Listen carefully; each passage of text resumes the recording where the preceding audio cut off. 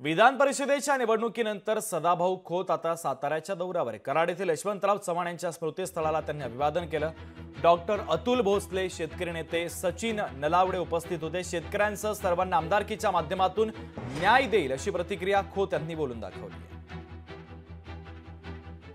विधान परिषदेची आमदारकी मिळाल्यानंतर या ठिकाणी समाधीवरती यशवंतराव चव्हाणांच्या दर्शन घेण्यासाठी आम्ही आलो की या राज्यामध्ये परत एकदा महायुतीचं सरकार आणण्यासाठी सर्वांगीण प्रयत्न निश्चितपणानं केले जातील।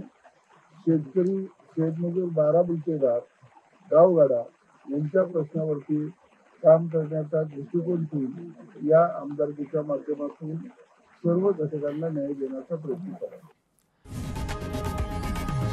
लोकशाही मराठी ऐका, पहा, जागरूक रहा।